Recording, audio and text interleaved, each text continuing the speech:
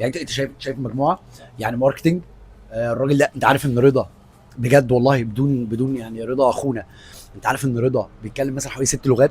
ما شاء الله. طب اقول لك على الاكبر، هو رضا بيتكلم 6 لغات حقيقه. طيب اقول لك على الاكبر، طبعا شرف لينا بجد والله العظيم.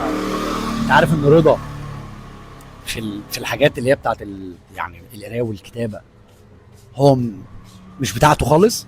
بيتكلم 7 لغات. 6 لغات 6 لغات حرفيا بجد. يعني رضا بجد فاضل له تكه. يعني رضا بتتكلم صيني حبه كويسين. يعني بتتكلم اه بجد. ايوه. انت جبت الحدوته دي منين؟ دي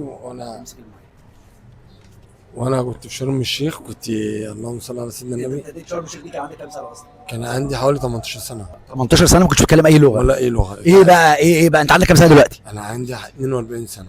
ايه بقى من 18 سنه 42 بتتكلم في حوالي 30 سنه مثلا. 30 سنه انت عملت ايه بقى؟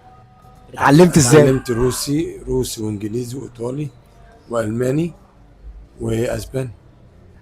يا سلام. ايوه طبعا وانجلش. ده الفيرست وان يعني انجلش. مصر يا ابني جامده قوي، مصر جامده قوي. بس يعني أنا في اللغه العاميه انا اتعلمت الروسي يعني عشان حبيت اللغه برضه انت ما الروسيه. رحتش المدرسه.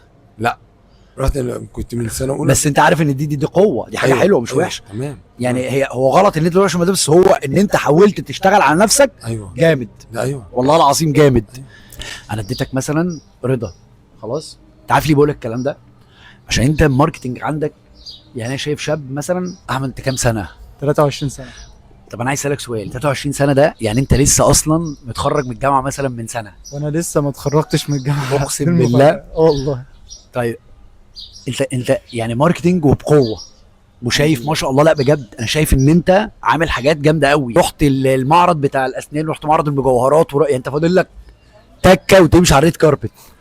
طب بجد والله 23 سنه. طب عملت ده ازاي بقى؟ هو الفكره كلها بدات من كورونا. ايه بقى من كورونا؟ لما كورونا دي غيرت يا ابني. كورونا دي غيرت مفاهيم كل العالم. ايه بقى سبحان الله، مع ان الناس كلها كانت خايفه منها. بس فتحت ابواب رزق كتير. ايه بقى سبحان الله. ايه بقى؟ هي الفكره قعدت الناس في البيت خلاص بقى. خلاص انت ما قدامكش حاجه غير ان انت تتعلم حاجه على الانترنت تجيب لك فلوس.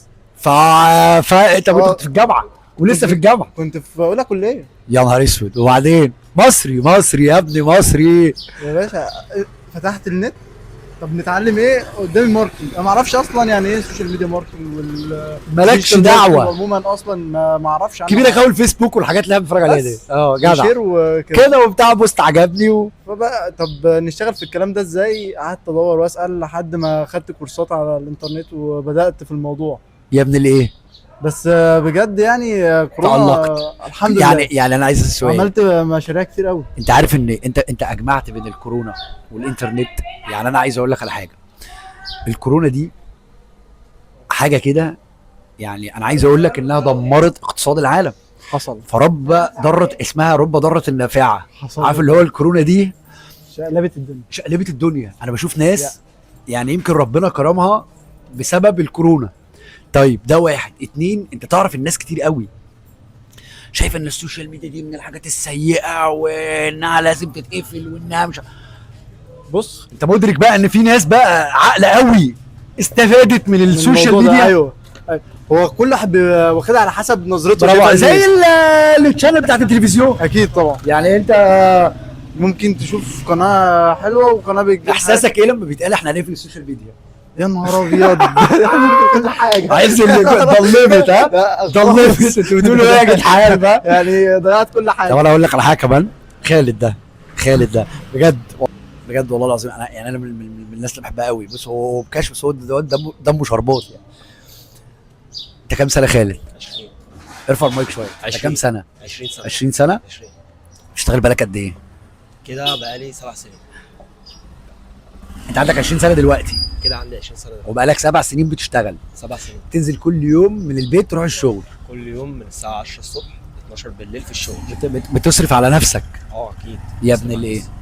بتصرف على نفسك. بصرف على نفسي. وتنزل الصبح وتروح الشغل طب بتعمل ايه بقى؟ انا المدير، انت بتعمل ايه؟ بنزل. بيتخصم لي كل يوم طبعا. بيتقسم لي كل يوم، بس لما بكون طبعا بتاخر. اهي دي حاجه مصري. رضا رضا مصري، احمد مصري.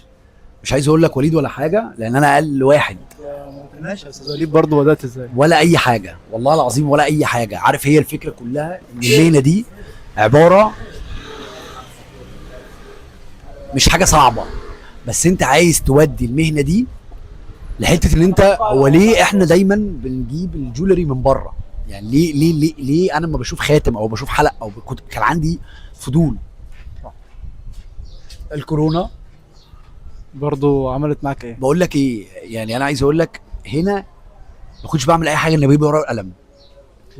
انا هرسم خاتم جامد قوي واتفرج عليه الاقي مثلا ثمنه $10,000.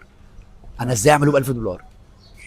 وفي يعني. مصر بقينا بنعمل ده. يعني. مصر انا شفت عندك كده من قيمه كام يوم تمثال توت عنخ امون. جامد. مصر ده هي ايه دي؟ توت مصري. ده معمول في مصر بص. من الف للياء ولا في أقسم حاجه جايه من بالله. بره؟ بص، من A to Z، بجد؟ من A to Z، من اول ما اتعمل رسمه على الايد لحد ما هتشوف ماسك التوت اللي اتعمل ايام الفراعنه هيبقى هتتفرج عليه ما يخلص. جامد. ده مصري، كل الناس اللي اشتغلت فيه مصريين. كل حاجه مصري. يا اخي اقسم بالله البلد دي جامده قوي، ما نلاقيش حد كده اجنبي حط ايده فيه. ولا جرام، اوكي. كله مصري. جامد. مصريين جامدين قوي. بس كده، صح. هو ده ملخص الموضوع. المصريين ايه؟ جامدين قوي. ملخص الموضوع ايه؟ المصريين جامدين جدا. ملخص الموضوع ايه؟ جامدين جدا. واللي ورا الكاميرات برضو المصريين جامدين قوي.